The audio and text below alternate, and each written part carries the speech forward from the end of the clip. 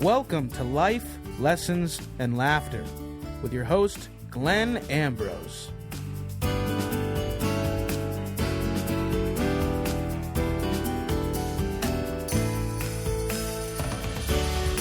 Hello, welcome to the show, the podcast, the time of your life. Absolutely, the time of your life. And if you're watching the video version of this podcast, you're going to notice that it looks a little different. Glenn, you are not in Florida anymore. No, Where Toto, are you, you are man? not in Kansas anymore. No. I am in the Dominican Republic. Yeah. How's that going? Awesome. There's another episode of the podcast where we're going to talk more about that. What are we talking about today? Today, we're talking about getting addicted to information. I think we've touched on it before. We have. We've definitely touched on it in the Q&As because it's something that a lot of people have struggled with, that they've talked to us about, especially like the self-help information. You know, it's something you've been warning about for 6 years. This cycle of self-help, and then loving the feeling that you get of the self-help. Like, yeah, we've talked about it before, but never this in depth. So, you know, how do you know, like, what are your thoughts on whether or not you're getting addicted to the information?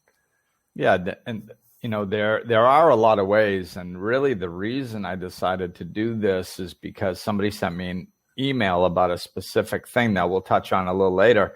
But it gave a bunch of examples, and it gave me a couple different aspects to ways to come at it, and which I thought was cool. So we're going to expand into that, I think. Do you want me to read some of the email, or? No, I'll just give an overview first, and then we'll go into that. Sure. Because that's just a version of what we're talking about. Right. So like getting addicted to information, it can take a lot of ways, you know, a lot of looks, and it's really, there's so much information out there. We literally live in the information age, you know? Yeah. So like there's just, and a lot of it is actually really good, which is cool. But the thing of it is we do get a pleasurable feedback from doing anything good for ourselves. So if we expose ourselves to something good, like if you just expose yourself to love, like it's, you know, you're going to feel some level of pleasure, as opposed to if you expose yourself to hate, you're going to feel some level of negativity. So it's the same thing with information. So if anything has a high vibration to it, a helpful vibration to it, an enjoyable vibration to it, you know, a self-help vibration, then you're going to experience some level of pleasure, most likely. You know, I mean, unless something triggers you, or you don't like the way the person speaks, or, you know, something like that. But when things are clicking with you, you're going to experience a pleasurable experience, and which is wonderful, but it can be addictive. You know, we can, because it's like, oh, I like the way I feel when I do this. I must have done something good. And very rarely do we slow down enough to really understand what we're feeling or thinking or why it's happening. We're just habitual beings. If we do things consistently and we feel better after, we just keep doing them. And, you know, if a lot of times it's like, well, is that good for you? Well, yeah, I feel great. Yeah, but I mean, are you like, how is it changing your life? And I think, you know, one of the best ways to really see if you're addicted to information is to really just slow down and, you know, think back, like, when did you start taking in information? You know, when did this process start? And for a lot of people, it's 6 months, a year, 2 years, 5 years, 10 years. It can be extended periods of time, and you have to look at how much your life has changed over that period of time. I mean, if you're just not as miserable as you were before, you can make greater progress than that. you know? And I imagine, would you say that it's tricking yourself into thinking that you're making progress? Completely. By, you know, like if you read a book about exercise, you know, you feel like you're doing something good for yourself. But if you're not doing those things, if you're watching, you know, YouTube tutorials about, you know, clean eating, but then you're going to McDonald's that day, like you get the, like, is it perpetuating your own, is it giving you enough of a good feeling to not do the things that you should be doing? Yes, because it's kind of basically what it is it's not true sustenance. It's not spiritual sustenance. It's egoic food. So, like, you know, I mean, not all aspects of the ego are bad, and it's not this evil thing. It's just kind of how we run when we're running unconsciously. It's egoic. So when you're functioning egoically, it means you're functioning unconsciously. You're really not aware of what you're doing, why you're doing it, and, you know, on a deep level. So it's, you know, I don't want people to think it's a complete negative connotation. You're not feeding your ego like you think you're better than everybody. You're just feeding your ego so to give yourself a pleasurable feedback. And what that does is it obviously minimizes your suffering. So, like, and suffering is usually the thing that drives us towards large change. Not because it has to, it's just because we don't pay attention to anything else. So if we're suffering greatly, then usually that pushes us to actually make active changes and implement new things into our lives and change. But if you're, you know, if you can go have a bad day and every time you're feeling uncomfortable, you just take in a little bit of positive information and then you go, oh yeah, I'm doing something good for myself. Or, oh yeah, that was a really nice way to look at that. Oh, I feel better. And it's just a momentary, you know, it's like sugar. It burns off real quick. So, you know, so then what do you have? Well, then you have something that you need to give more fuel to. So like, oh, then you start feeling down. I don't feel good. And then you just take in more. Oh yeah. Oh, I feel better. So you never suffer long enough to go, hey, I really need to change my life. You know, you just get caught up in that addictive cycle. Yeah. Now, how do you break out of that cycle? How do you actually do the work? How do you get out of, you know, the awareness? Because when it feels good, you want to keep going, like, right? That's something that you've talked about since the beginning of this podcast is, when something feels good, we don't feel the need to change it. Right. We do what works on some level. It's just like, I think alcohol is a good example. You know, everybody thinks alcohol is the problem, and alcohol is actually a solution. It's not a problem. The problem is that it's a crappy solution. So when somebody is addicted to alcohol, they're taking in alcohol because they're maladjusted to life. They're not interacting with life in a way that is pleasing to them, and they anesthetize themselves so they don't feel the pain and the suffering. So like, you know, the problem is that you're not living your life properly, and you're not you're maladjusted to it. You don't really understand how it works and stuff like that. So the problem is you're maladjusted to life. The solution is alcohol, which makes you not feel the suffering of the fact that you're not interacting with life well. So, and it prevents you from feeling all the suffering. So it does its job. It solves the problem. You don't feel the suffering. So you're like, okay, good. But the problem is alcohol can destroy everything else. You know, it can destroy your body, your relationships, your life, your job, it can destroy everything else in the process, but it still does solve the problem, the initial problem to some degree. So, you know, this is the same thing. It's like we can get addicted. So if you slow down, the answer is always awareness and slowing down. So if you slow down and disconnect from, yeah, but it feels good. Well, maybe you shouldn't. Yeah, but it feels good. I feel good. No, it's good to take in information. No, it's good. It's good. Yeah, but no, it's good. Like, stop for a minute, slow down, disconnect. We know it feels good. And there is even pleasurable aspects from taking in information. But we're in a culture that thinks if a little is good, more is better. And that's, and again, alcohol is a good example, not always true. So like, if you slow down and go, okay, well, am I just anesthetizing myself to get through and not actually making any life altering changes? Has my life actually changed? Or am I just not aware of the suffering that I'm in so much? Then if you can slow down and notice that if your life really hasn't changed, then you're not implementing what you think you're learning. You're just anesthetizing yourself with information, and the other piece, I think it's important to understand that this is how our brains function, because this is how society functions, so we're just used to doing stuff like this. Like when you go to school and they teach you how to do math, or they teach you English rules and how to write properly, or whatever you learn, it's linear, and they teach you this and then this and then this, and then you know how to do it and you're good. And then they go, okay, you're good. And they send you on your way.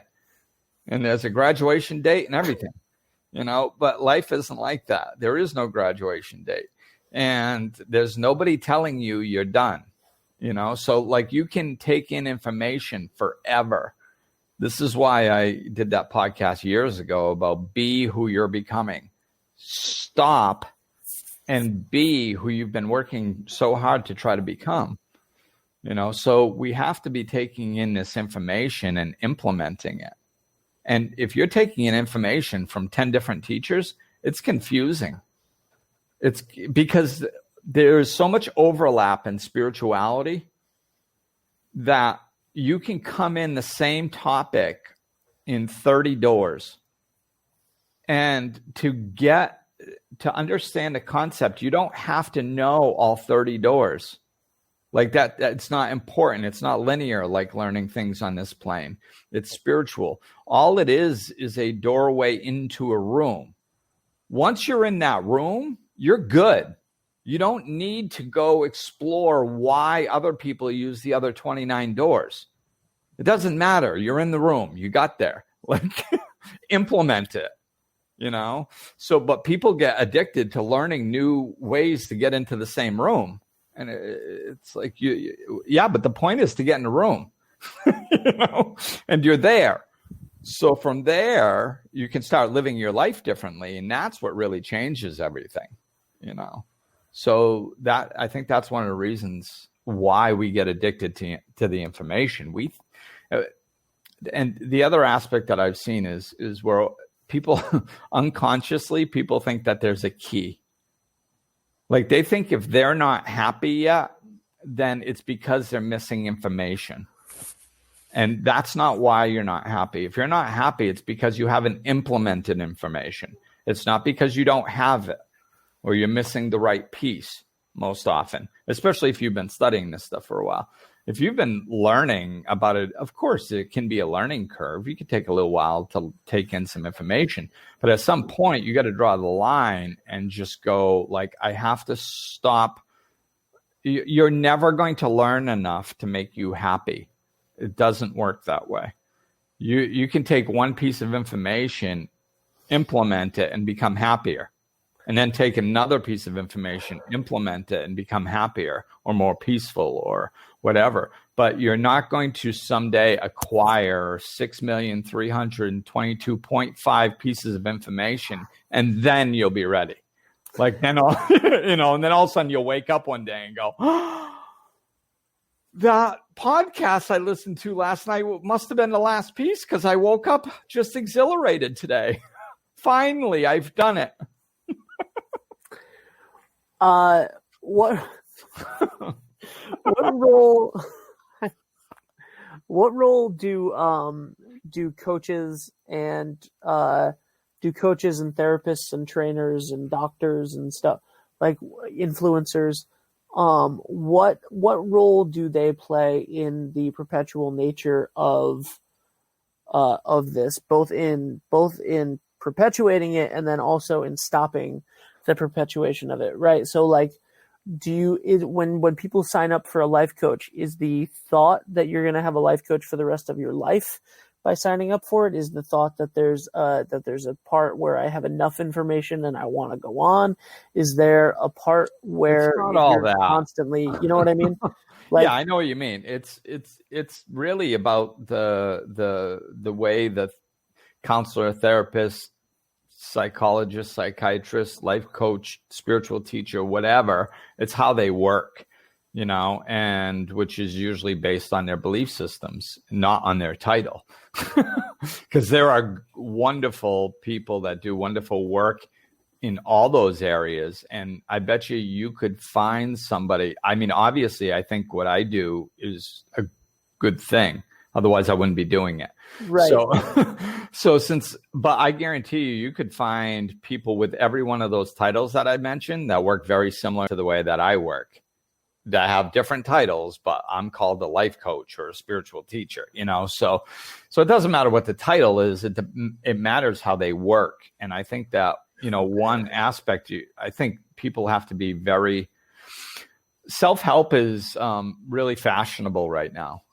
Like before, like if you told somebody you're going to a therapist, they'd be like, you're going to a head shrink? What are you, crazy? Now it's like, oh, I have an appointment with my therapist, and they go, oh, that's good. Good for you. You're working on yourself. That's excellent.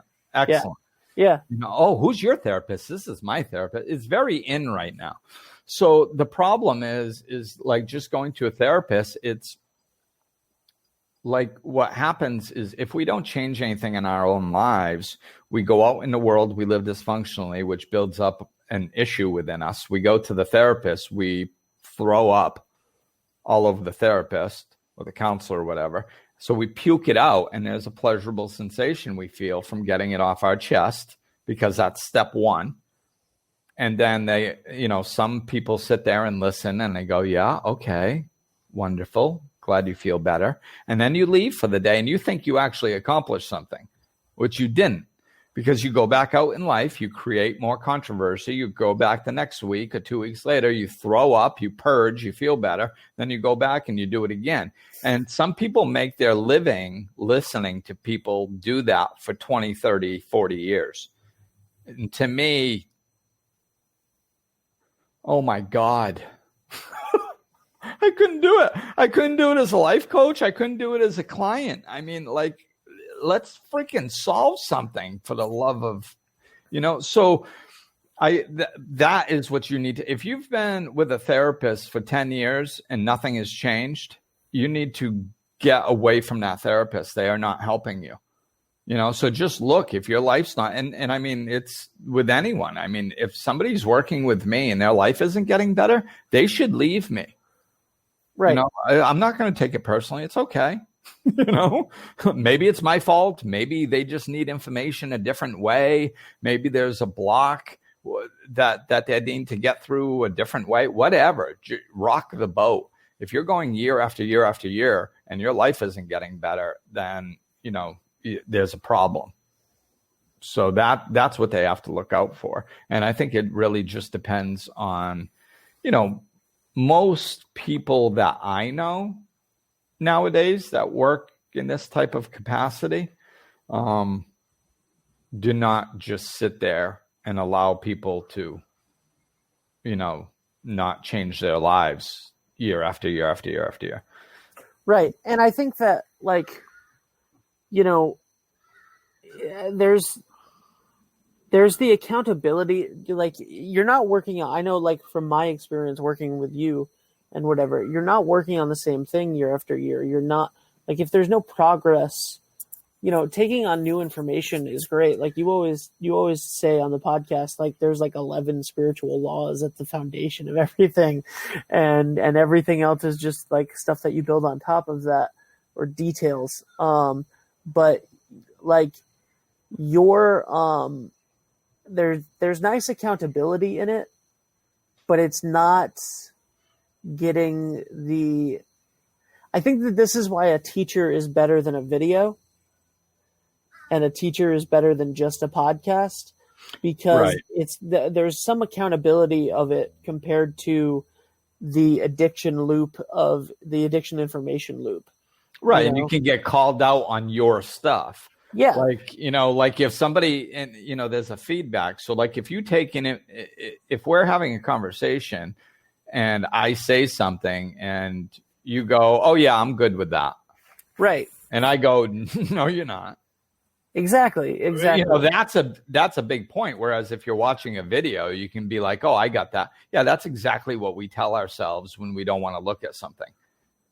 So a life coach getting to know you personally, it's very helpful. And I think guides, teachers and stuff like that, I think are wonderful to have. I think they, I didn't have one early in my journey. I mean, I had one like the first year, and then I didn't have one for many years.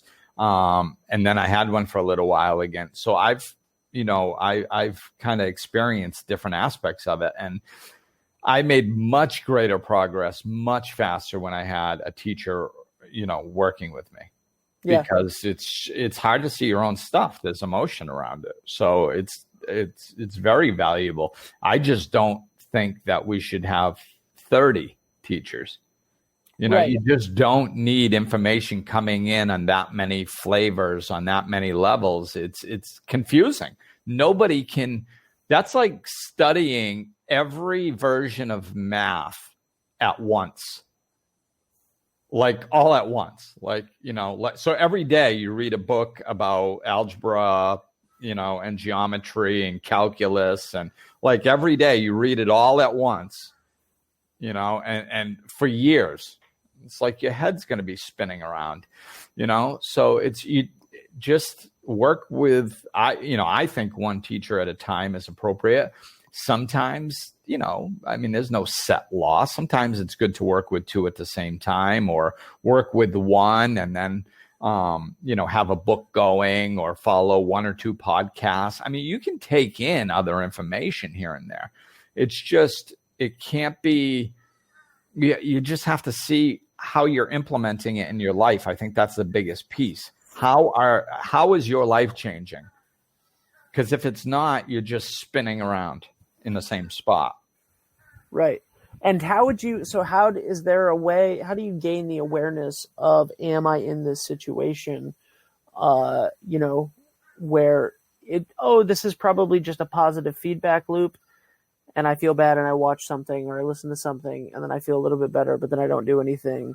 Like, how do you know, other than going like, oh, and now it's been 4 years of this, Well, if you slow down and you're honest with yourself, it's really not that difficult, to be honest with you. It's, this is, I don't know, man. I think I'm going to just change my like title to slow down teacher. Like, that's what I'm going to be, because everything comes down to that. Because if you look at spiritual law, spirituality, absolutely everything that I teach, if you look at it, slow down, just really slow down and look at it and have a logical conversation, either with yourself or someone else, you can see it makes perfect sense. And it's not complicated. It's very, very, very, very simple.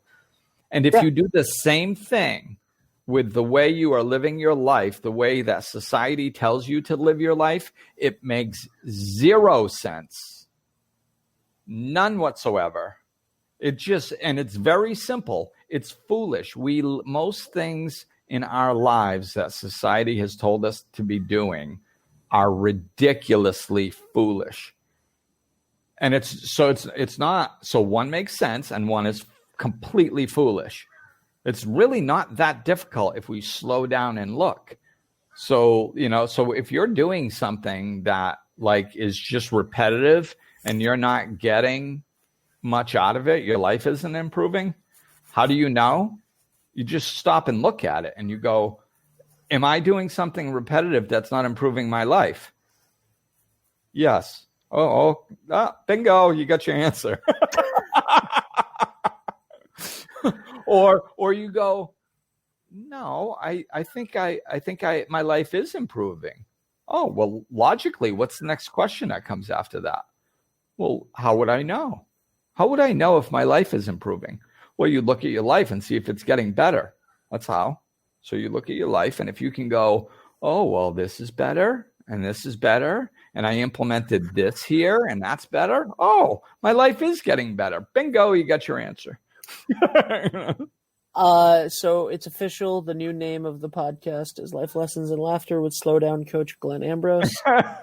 Slow down, Coach. If you guys are watching the video of this right now on Facebook or YouTube, then you can see that there's a graphic as well.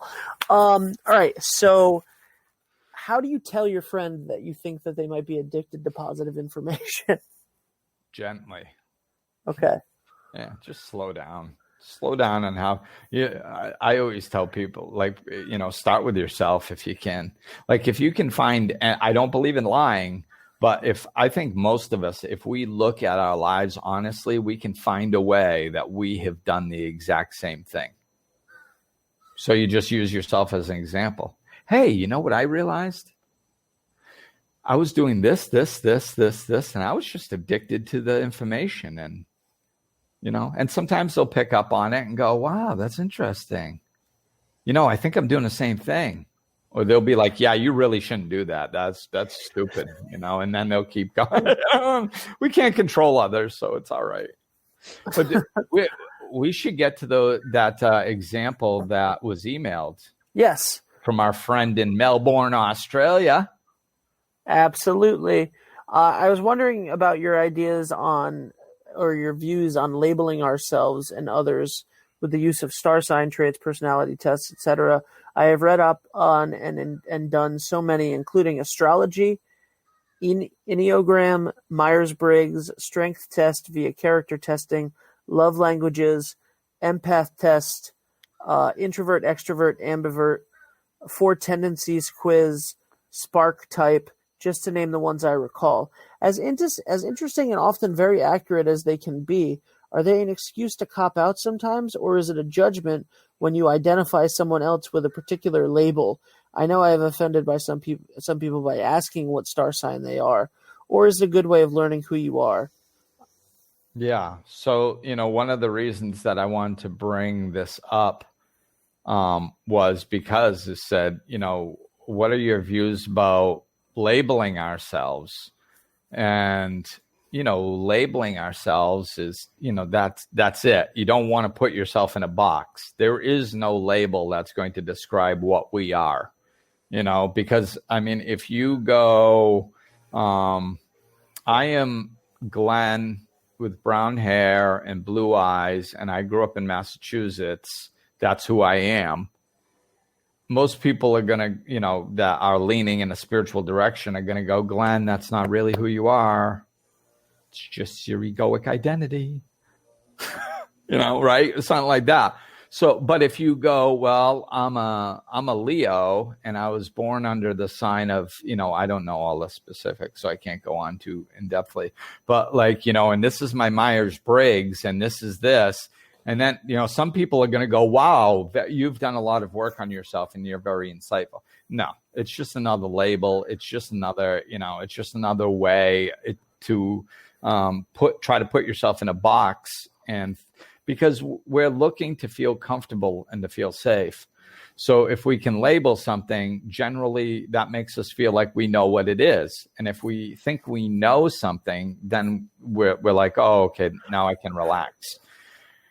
Because not knowing is very uncomfortable for a lot of people. And that's what we need to try to reverse. Not knowing is the best thing ever when you get comfortable with it. I'm a Libra INFP. Okay, congratulations. That told me I don't know. I have no idea. I have no idea what that means. Yeah. So people seem to think it's accurate. There like some of this stuff can be accurate, but a lot of these tests have 4 letters in it. Okay, well that's 4 different character traits.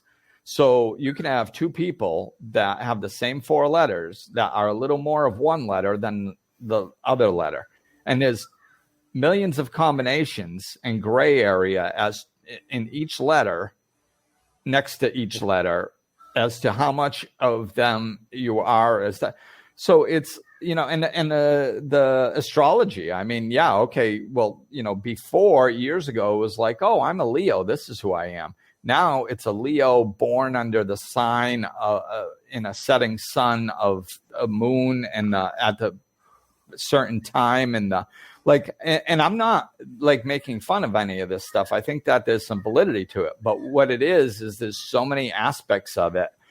You can't just sit there. And if you ask an astrologist, I think that they would probably say that I'm right. If you say, okay, well, if you just minimize all of astrology and say, Glenn, you're a Leo, so you're just like every other Leo, you would not be getting the full picture. I think astrologists would agree with me on that. Yeah. That's all I'm saying is that within the house of Leo, there are many variations within that and with everyone. So this stuff, it's so the one thing is don't get attached to it with a label. Don't try labeling things to make yourself feel better. Not knowing something is when you feel the essence of it. Like, if you look at somebody and you think you have them figured out, all of a sudden you just close your mind off to what they are capable of, and so it's when you see a little child, this is how I always visualize it. When I see a little child see a dragonfly for the first time, that is cool, man. Because the dragonfly is like hovering there, and the little kid's like, what? And they don't have a label for it, so they don't know what to say. They don't know how to describe it. They've never seen something move like that. The pretty colors on it. There's so much essence to that dragonfly. They can't even speak. There's so much joy and excitement in them that it's overwhelming, and they feel it through their entire body. That is cool, man. That is life. And that is essence. That's what happens when we see the essence of something. So like when we label something, we go, oh, it's a dragonfly. No, honey. No, it's okay. It's just a dragonfly. Oh my God, don't say that. You just sucked the essence right out. Oh, it was this amazing, wondrous, beautiful, alive, joyous thing. But now it's just a dragonfly. Do you see how labeling something just takes the essence out of it? So we have to steer clear of the labels and thinking just because we can label something, we know what it is, because we don't. So coming from that aspect, I think it's important to touch on the validity of some of this stuff. I think that I've been around this game too much and too long to think that there's no validity to the stars and the planets. Like I've seen stuff, man. I've seen patterns. I felt things where I'm like, what the heck? And then all of a sudden I read some astrology thing that happens to pop up in my feed. And I'm like, oh my God, that's exactly what I'm experiencing. And I don't live my life by that. So there's no way I could have like manifested it. It's just, so I've seen that stuff too much. Numerology, I've seen insane. Like my friend down here, Tahira, is a number 7, and I'm a number 7, and she's really well versed in the numerology aspect. So, and we are so alike in so many ways. It's nuts. So we're just like talking about something, and she's looking at me. She's going, "Yeah, we're 7s. Yeah, that's 7. That's a 7 trait. See this, that, this. See." And I'm like, wow, man. It's cool. That one, I have no idea what I am. So, but it can be cool. It can help give us insight. Sometimes if we have some vague ideas about somebody, especially, we don't have to, again, don't try labeling everybody. But if you have a partner in your life and they are a 7, and 7s tend to, I don't even know because I'm not as well versed as you. Sure. Let's just say 7s shoot off at the mouth and then they calm down later. Let's just say that's a trait, which I don't know that it is. But if you know that about somebody and you go, hey, he's a 7, that's a trait. And actually, I've seen him do that a bunch of times. So it's a trait that he actually embodies on a consistent basis. then that can help give you an understanding of a trait of that person. And then if they shoot off at the mouth, you might go, I'm going to be a little bit extra patient with this one because he's a 7. And I'm just going to give him a few minutes and he'll come right back down around. So I don't need to correct him every time he shoots off at the mouth because it's kind of his personality. So in ways like that, if we use this type of information to interact and we hold things loosely, we tend to, again, we try to grab onto things like it's the answer or the key, or once we know, we can relax. No, when we don't know, we're never going to know. And it's sometimes a 7 is going to act like a 5. And that's going to throw your whole system off. Yeah. So don't attach to it too tightly. That's what I mean. And I wanted to touch on her because I know we got to be getting close to time, right? We're 7 minutes over almost. Oh, okay. So yeah, I want to just touch on that last aspect of what she put. So yeah. As accurate as they can it be an excuse or a cop-out sometime? If you overly identify with somebody with a particular label, it can be a problem. Offending people by asking what star sign they are, that sounds like it's their problem. Not but really yours. But also for a cop-out, if you're, I guess if the 7 is shooting off at the mouth too much, then you got to hold them accountable for that. Or if you're like, this is just who I am, this is what I do, and like you excuse yourself for bad behavior, then yeah. Exactly. And that's, that was actually the point. I was kind of scanning to see if there was anything else, but that was exactly the point that I wanted to touch on. Yeah, I thought so. Yeah. We had talked about it before. I was leading you back. So the cop-out, it's like, yes, it can totally be a cop-out. We have to take responsibility for our actions. And, just because like if I shoot off at the mouth too much, well, then I think balance is a good way to find peace. So yeah, maybe I'll always lean in that direction too much. Yeah. But like if I'm conscious of it and know that I do it a little bit too much and I have a tendency to do it a little too much, then I should be conscious. Hopefully that consciousness around it will help me do it less so I can use it to my, so it can help us to know ourselves better. And it can help us to minimize things that we may do too much and get back into balance a little bit. But yeah, we can't use these things as an excuse for other people's behavior or our own behavior.